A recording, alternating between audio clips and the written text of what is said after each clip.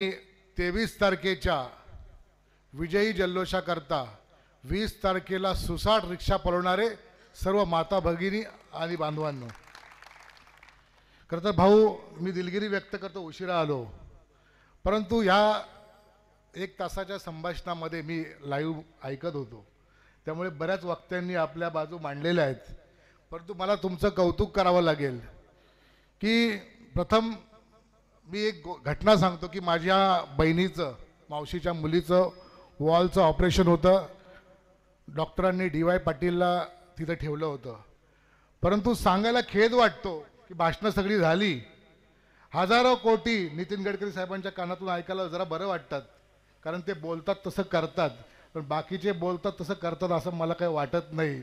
त्यामुळे हजारो कोटीच्या सुशोभीकरण केलं, रस्ते केले, परंतु या तालुक्यामध्ये अचानक हार्ट अटॅक आला तरी हॉस्पिटल नाही। या तालुक्यामध्ये वॉल रिपेअरिंग करायचं असेल तर DY पाटीलला जावं लागतं आणि मग असं उशिरा पोचावं लागतं।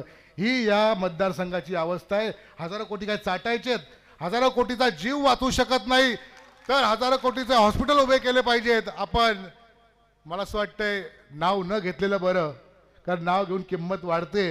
आणि सुधाभाऊ बोलले तुम्ही कधी पोहोचणार, तर सुधाभाऊंचं एक वाक्य होतं की आम्ही प्रचार सभा उरकून घेतो, तुम्ही तुमच्या बहिणीकडे लक्ष द्या। असा संवेदनशील असणारा नेता हे आपले सुधाभाऊ आहेत आणि मी खरंच कौतुक करतो। महाराष्ट्रवादी सेनेने आपल्याला पाठिंबा दिलेलाच आहे। कालच्या महाराष्ट्रवादी सेनेच्या एकनिष्ठ महामेळाव्यामध्ये महाराष्ट्र सैनिकांना जे काय बोलायचं होतं ते बोललेलंच आहोत, परंतु या मतदारसंघामध्ये आज मला वाटतं संतोष पेरणे साहेब आहेत का? संतोष पेरणे साहेबांनी एक बातमी लावलेली सकाळ पेपरला की कुठची वाडी, ताडवाडीची एक बातमी लावलेली, ती आदरणीय राजसाहेबांनी सकाळ कात्रणामध्ये पाहिली। 3 वर्षामध्ये ना, म्हणजे 5 वर्षामधलंच आहे ना, 5 वर्षामधल्याच गोष्टी आहेत। या 3 वर्षापूर्वी एक बातमी लावलेली की ताडवाडीला आजही पाण्यासाठी अहोरात्र दिवस रात्र उभं करावं लागतं। तर राजसाहेबांनी ही बातमी पाहिल्यानंतर आम्हाला सांगितलं हे काय चाललंय मतदारसंघामध्ये, तर आम्ही या सगळ्या गोष्टींची कल्पना दिल्यानंतर स्वतः संतोष पेरणे, आम्ही आणि मराठी सोमवंशी पत्रकार होते, आम्ही स्वखर्चातनं ती पाईपलाईन टाकून ताडवाडीला पाणी देण्याचा प्रयत्न केला, परंतु महाराष्ट्र मनसेनेचे सर्वेसर्व राजसाहेब ठाकरेंच्या काळजाला पाझर फुटला, पण इथल्या आमदाराच्या काळजाला पाझर फुटला नाही। ही खूप शोकांतिक आहे। लोकांच्या प्रश्नासाठी आपण बोलायला खूप सोपे हो, 1000 कोटी 500 कोटी 400 कोटी हजारो कोटीचे रस्ते, आता कर्जत चौकवरून आम्ही आलो, तोच रस्ता परत बनवला, परत खोदला। हे कोण? हे सरकारचे पैसे आहेत, हे जनतेचे पैसे आहेत, की तुमच्या खिशातनं देत आहे। त्यामुळे ह्या सगळ्या धांदलशाहीला, ह्या हुकुमशाहीला जर आपल्याला हटवायचं असेल तर आपल्याकडे आपल्या जनतेला, मी वेळ झाला मी जास्त बोलणार नाही, मला तुमच्या तोंडून ऐकायचं आहे की आपल्या विधानसभेतील प्रत्येक जनतेच्या विकासाला साथ देणाऱ्या उमेदवाराचा नंबर किती आहे? उमेदवाराचा नंबर किती आहे? आपली निशाणी कोणती आहे? आपली निशाणी कोणती आहे? अरे असे किती डुप्लिकेट सुधागारे उभे केले ना, तरी सुधाकर परशुराम घारे हाच विधानसभेचा खरा वारसदार आहे, एवढं मात्र मी या मनसेच्या माध्यमातून सांगायला मागे पुढे पाहत नाही।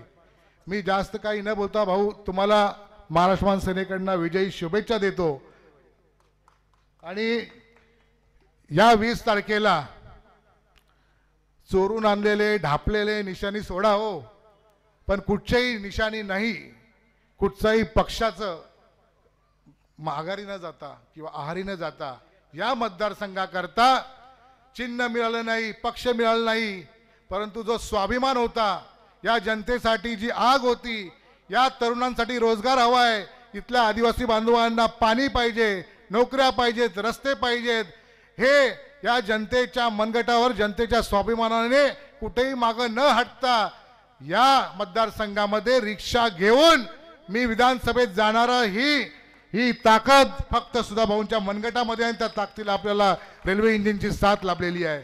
त्यामुळे आपण सर्वांनी जास्तीत जास्त संख्येने 20 तारखेला आपल्या सर्वांनी एकजुटाने, एक दिलाने, लोकांना पैसे पाहिजेत का पाणी पाहिजे?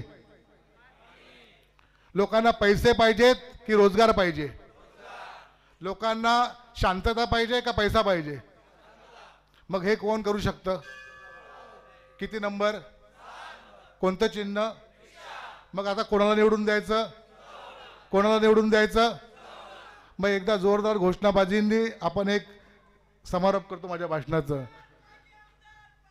सुधा भाऊ आमदार पाहिजे, आमदार पाहिजे, आमदार पाहिजे, आमदार पाहिजे.